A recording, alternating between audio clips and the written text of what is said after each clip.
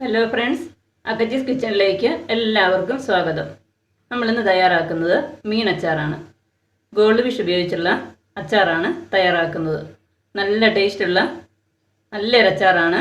നിങ്ങളെല്ലാവരും ഇതേപോലെ തന്നെ ട്രൈ ചെയ്ത് നോക്കണം. അതെങ്ങനെയാണ് തയ്യാറാക്കുന്നതെന്ന് കാണാം. ഞാൻ അച്ചാറുണ്ടാക്കാൻ വേണ്ടി എടുത്ത് വെച്ചിരിക്കുന്നത് 1/2 കിലോ ഗോൾഡ് ഫിഷാണ്. അത് മുള്ളെല്ലാം ഒഴിവാക്കി കട്ട് ചെയ്തെടുത്ത് വെച്ചിരിക്കുന്നതാണ്. അത് നല്ല ടേസ്റ്റാണ് അച്ചാറുണ്ടാക്കി കഴിക്കാനായിട്ട്. അങ്ങനെ തയ്യാറാക്കാനായിട്ട് നമ്മൾ ഇതിലാദ്യമേ മീൻ മാരിനേറ്റ് ചെയ്ത് വെക്കണം. മാരിനേറ്റ് ചെയ്യാൻ വേണ്ടി ആദ്യം ചേർത്ത് കൊടുക്കുന്നത് നമ്മുടെ സാധാ മുളക് പൊടി 1/2 ടീസ്പൂണ്, അല്പം മഞ്ഞൾ ചേർത്ത് കൊടുക്കുന്നു. ഇതൊക്കെ ഇനി നമ്മൾ തയ്യാറാക്കുമ്പോൾ വീണ്ടും ചേർക്കേണ്ടതാണ്. അതുകൊണ്ട് മാരിനേറ്റ് ചെയ്യാൻ അത്യാവശ്യം ഒന്ന് ചേർത്ത് കൊടുത്ത് തിരുമ്മി വെച്ചാൽ മാത്രം മതി. 1/4 ടീസ്പൂണ് കുരുമുളക് പൊടി ചേർത്ത് കൊടുക്കാം. ഇനി ചേർക്കുന്നത് ആവശ്യത്തിനുള്ള ഉപ്പ് ഇപ്പം കുറച്ച് ചേർത്ത് കൊടുക്കാം. പിന്നെ അച്ചാർ തയ്യാറാക്കുന്ന സമയത്ത് അതും ചേർത്ത് കൊടുക്കാം. ഇത്രയും സാധനങ്ങൾ മാത്രമേ ഇപ്പം മാരിനേറ്റ് ചെയ്യുന്നുള്ളൂ. ഇത് ഒരു 30 മിനിറ്റ് ഇതേപോലെ എല്ലാം കൂടെ തിരുമ്മി വെക്കണം. എന്നിട്ട് വേണം ഇത് ഫ്രൈ ചെയ്തെടുക്കാനായിട്ട്.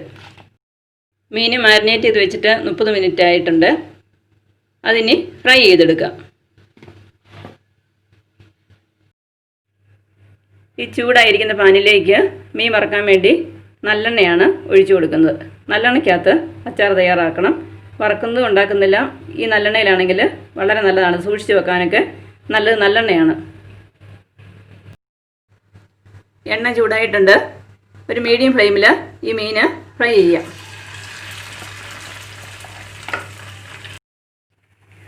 മീൻ എണ്ണയിലേക്ക് ഇട്ട് കൊടുത്തിട്ടുണ്ട്. അത്യാവശ്യം നന്നായിട്ടിത് വറുത്തെടുക്കണം. ഇതിപ്പോൾ ഒരു 8 മിനിറ്റൊക്കെയായി എണ്ണയ്ക്കകത്ത് കിടക്കാൻ തുടങ്ങിയിട്ട്. അല്പം കൂടി നന്നായിട്ട് ഫ്രൈ ചെയ്ത് എടുക്കണം. ഇത് രസക്കട്ടി കുറവുള്ള മീനായതുകൊണ്ട് നന്നായിട്ട് ഒരുമാതിരി മൊരിഞ്ഞിട്ട് വേണം നമുക്കിത് ഈ എണ്ണയ്ക്കകത്ത് കോരിയെടുക്കാൻ. ഇതേപോലെ ഇട്ട് കുറേശ്ശെ ഇട്ട് ഇതുപോലെ വറുത്തെടുക്കുക. അപ്പോൾ നന്നായിട്ട് കിട്ടും. ഇതാ ഇത്രയും ഫ്രൈ ആകണേ. ഒരു 10 മിനിറ്റൊക്കെ എണ്ണയ്ക്കകത്ത് മീഡിയം ഫ്ലെയിമിൽ നന്നായിട്ടിത് ഫ്രൈ ആക്കി എടുക്കാൻ പറ്റും. ഇതിനി നമുക്ക് എണ്ണയ്ക്കകത്ത് നിന്ന് കോരി മാറ്റാം.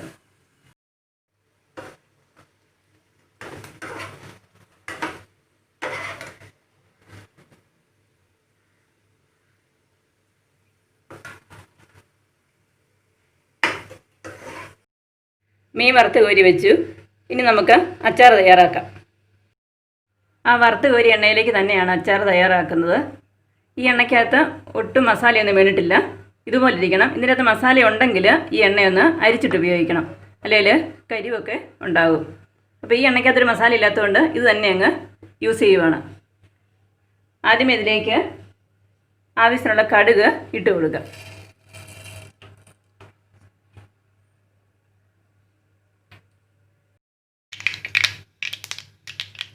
കടുക് പൊട്ടിയിട്ടുണ്ട്. അതിലേക്ക് ഇനി ഇട്ട് കൊടുക്കുന്നത് ഇഞ്ചിയാണ്. ഇഞ്ചിയൊക്കെ മീനിന് അച്ചാറിന് ഇഞ്ചി വെളുത്തുള്ളിയൊക്കെ അല്പം നന്നായിട്ട് ചേർക്കണം. അതാണ് ടേസ്റ്റ് തരുന്നത്. ഇതാ വെളുത്തുള്ളി ഇതുപോലെ അരിഞ്ഞു വെച്ചത് ചേർത്ത് കൊടുക്കാം. ഇഞ്ചിയും വെളുത്തുള്ളി നന്നായിട്ട് ചൂടായിട്ടുണ്ട്. ഒന്ന് വഴറ്റിയെടുക്കണം. ഇതിലേക്ക് ഞാൻ ചേർത്ത് കൊടുക്കുന്നത് പച്ചമുളകാണ്. കീറി വെച്ച പച്ചമുളക് ഇതിലേക്ക് ഇട്ട് കൊടുക്കുക.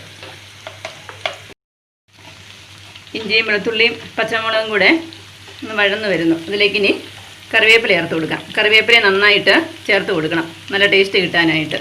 ഇതെല്ലാം കൂടെ ഒന്നുകൂടെ വഴലട്ടെ. ഇതെല്ലാം പാകത്തിന് വഴന്നിട്ടുണ്ട്. ഇനി ഇതിലേക്ക് പൊടികൾ ചേർത്ത് കൊടുക്കാം.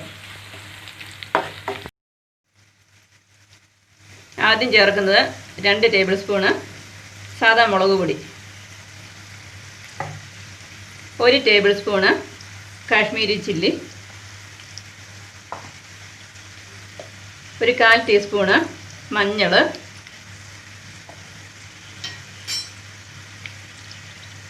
1/2 ടീസ്പൂണ് കുരുമുളക് പൊടി.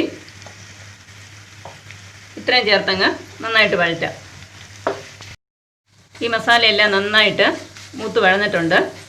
ഇതിലേക്ക് ഇനി ചേർത്ത് കൊടുക്കുന്നത് ആവശ്യത്തിനുള്ള വിനാഗിരിയാണ്. ഞാനിതിന് 1 കപ്പ് വിനാഗിരിയാണ് ചേർക്കുന്നത്. മീനിന് പുളിക്ക് ആവശ്യമുള്ള വിനാഗിരി ഓരോരുത്തരുടെ ഇഷ്ടത്തിന് ചേർത്ത് കൊടുക്കണം. ഇതിലിനി വെള്ളമൊന്നും ഒട്ടും ചേർത്ത് കൊടുക്കുകയില്ല. ഈ വിനാഗിരിയിലാണ് ഈ മീനച്ചാറ് തയ്യാറാക്കിയെടുക്കുന്നത്.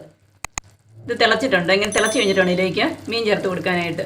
ഇതിലേക്ക് വറുത്ത് വെച്ചിരിക്കുന്ന മീൻ ഇട്ട് കൊടുക്കുക.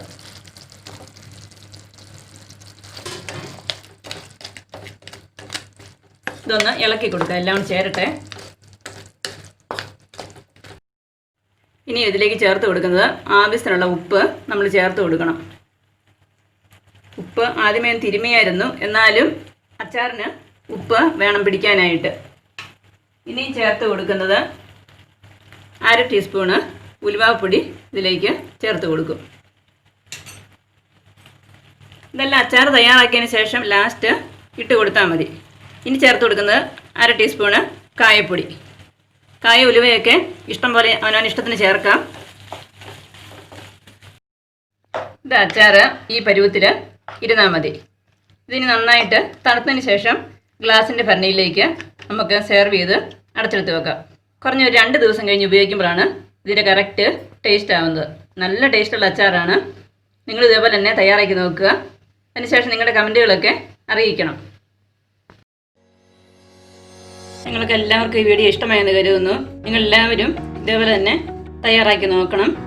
ഈ വീഡിയോ കണ്ടുകൊണ്ടിരിക്കുന്ന എല്ലാവരും ഇത് ഷെയർ ചെയ്യാനും ലൈക്ക് ചെയ്യാനും സഹകരിക്കണേ. ആദ്യമായിട്ട് വീഡിയോ കാണുന്നവർ ചാനൽ സബ്സ്ക്രൈബ് ചെയ്യാൻ മറക്കരുത്. സബ്സ്ക്രൈബ് ചെയ്തതിന് ശേഷം തൊട്ടടുത്തുള്ള ബെൽ ബട്ടൺ കൂടി ക്ലിക്ക് ചെയ്യുക. അത് ഞാനിത് വീഡിയോയുടെ നോട്ടിഫിക്കേഷന് അപ്പോൾ തന്നെ നിങ്ങൾക്ക് കിട്ടുന്നതിന് വേണ്ടിയാണ്. അപ്പോൾ അടിപൊളി ഒരു വീഡിയോയുമായിട്ട് നമുക്ക് ഉടനെ കാണാം. താങ്ക്